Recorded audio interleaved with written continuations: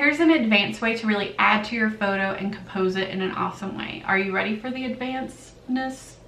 I think you are. I didn't say that right, but it's okay.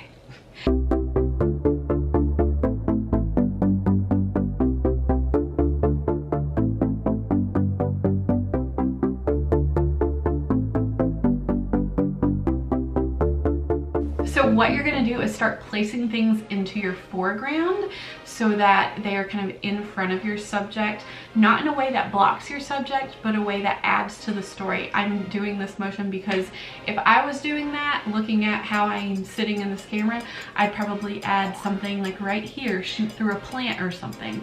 That doesn't really work when I'm sitting here talking to you. It's kind of weird, but in a photograph, something like that could kind of work. But you have to make it something that kind of makes sense to the story you're telling. So a plant right here up this high, maybe not, but maybe a house plant when you're shooting through that to take a photo of your kids playing, that's cute.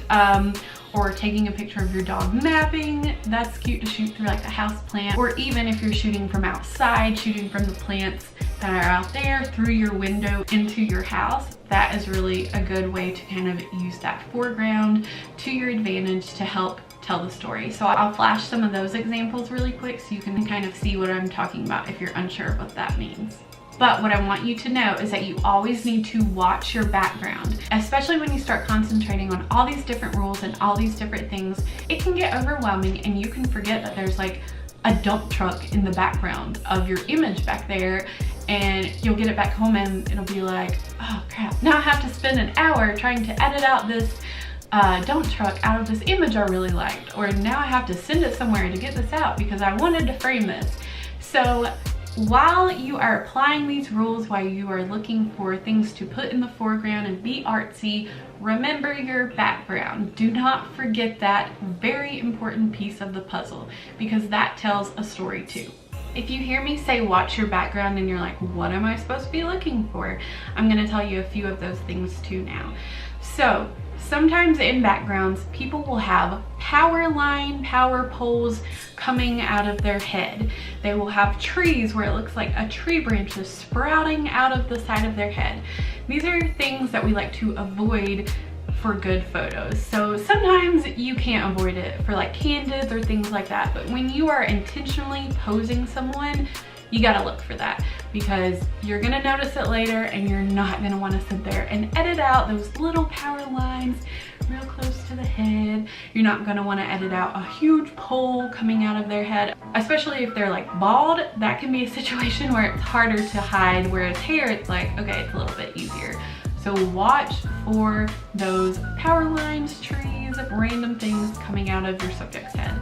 They're not growing anything out of their head. They're not crazy, so don't photograph them that way. But the great thing is, it's usually about you just changing your perspective a little bit and then maybe asking them to turn a hair this way or turn a hair this way and you moving that way. It doesn't have to be this big thing of like, oh, I put them in that spot and now we have to walk 50 feet over there to get it.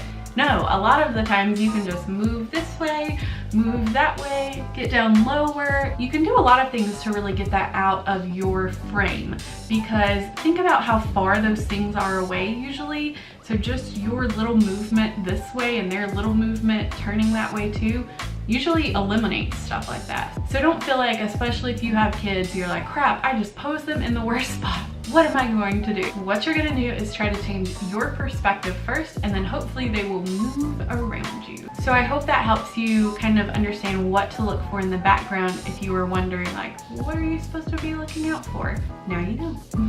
Here are some things that I like to look for when I am intentionally leaving or allowing things into the background or foreground of my images. The first one is, does it compete too much with my subject?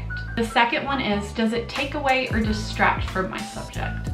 The third one is, does it add value to the overall scene that I'm shooting? The fourth one is, does it help tell the story? Now I put an asterisk by the first two questions, and here's why. Sometimes it does add value to the photo. Sometimes it does tell a story, but it's also competing with your subject, or it can be a little bit distracting. So here's what you need to think about. This is when you have to work hard on figuring out different ways to compose your photo. A lot of the times I will have a photo in mind for my couple or my bride at weddings. It usually includes something important to them.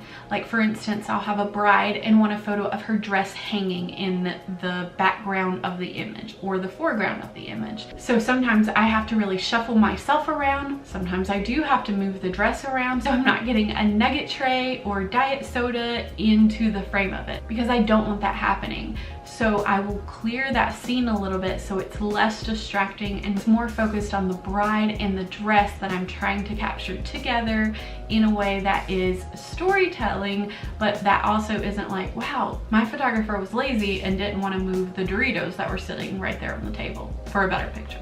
For my moms out there, toys on the floor can be a great thing to have in the foreground of your picture. If you shoot down low, looking at your child sitting there playing on the floor, those toys scattered around, those toys are such cool things to shoot through and add to the foreground of your image.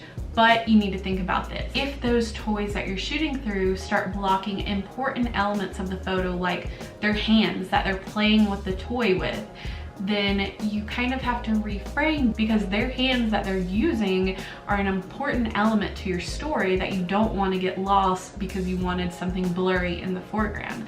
So you really have to work with that and remember what's important that tells the story of your subject and photograph in a way that flatters that.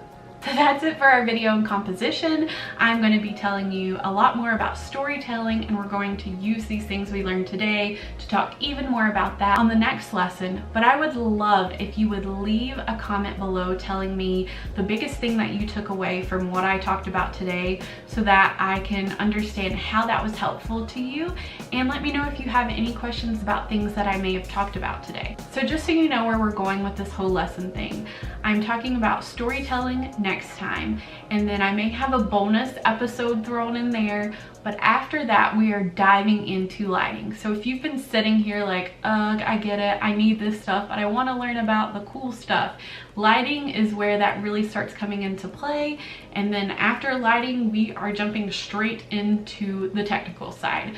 So you really want to watch these next 2 episodes, then we'll jump into lighting and it'll be awesome. So thank you so much for being a part of this journey. I hope you are enjoying this free information. And again, any questions, feel free to leave them below. Thanks.